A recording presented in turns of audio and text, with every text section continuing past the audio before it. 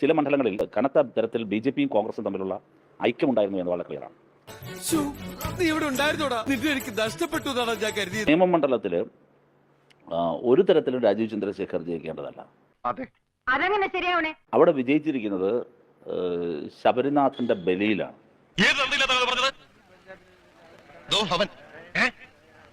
കഴിഞ്ഞ തവണ കെ മുരളീധരൻ പിടിച്ച വോട്ട് കോൺഗ്രസിന്റെ വോട്ടാണ്. എല്ലാരും കേട്ടല്ലോ. ആ കോൺഗ്രസിന്റെ വോട്ടിൽ സാരമായ കുറവ് ഉണ്ടാവുകയും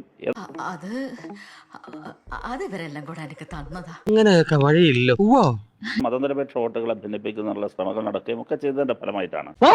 തനിക്കൊരു വിചാരമുണ്ട് താ ഏതോ കോപ്പിലെ വലിയ രാജാവാണ്, താ ഒരു പുല്ലുമല്ല. അത് വളരെ പ്രകടമാണ്. ഇല്ലെങ്കിൽ ആ മണ്ഡലം നമുക്ക് നമ്മൾ ജയിക്കേണ്ടതാണ്. ഒരു കാരണവശാലും രാജീവ് ജയിക്കേണ്ടതല്ല. അവിടെ LDF ശിവൻകുട്ടി ജയിക്കേണ്ടതാണ്.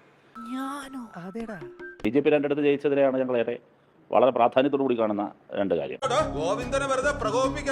ധാർമ്മികമായ ധാർമ്മികതയുമില്ലാത്ത നീക്കങ്ങൾ നടത്തിയാണ് കടകംപള്ളിയെ പരാജയപ്പെടുത്തിയിരിക്കുന്നത്. ഒരു തരത്തിലും യുക്തിയില്ലാത്ത ഒട്ടേറെ നുണകൾ വ്യാപകമായി ജനങ്ങൾക്കിടയിലേക്ക് പ്രചരിപ്പിച്ചുകൊണ്ടാണ് അവർ വിജയിച്ചിരിക്കുന്നത്. ആ പ്രചരണത്തിൽ ബി.ജെ.പി ഒറ്റയ്ക്കായിരുന്നില്ല, കോൺഗ്രസും ബി.ജെ.പിയും ഒരുമിച്ചാണ്. ആ എല്ലാ കള്ളക്കഥകളും ജനങ്ങൾക്കിടയിൽ പ്രചരിപ്പിച്ചത് എന്ന് കാണാൻ കഴിയും. അപ്പോൾ അവരുടെ കാര്യം ശരിയാക്കിയല്ലേ? അതൊരു വിധത്തിൽ ഒപ്പിച്ചെടുത്തു. ഞങ്ങളുടെ അടിത്തറ എവിടെയും അങ്ങനെ ചോർന്നു പോയിട്ടില്ല എന്ന് തന്നെയാണ് ഞങ്ങൾ കാണുന്നത്. ഇവിടെ മാത്രമല്ല, എല്ലാ മണ്ഡലത്തിലും. നിങ്ങൾ ആദ്യം പട്ടിയാക്കി മാറ്റുന്ന കൂട്ടു തന്നെ.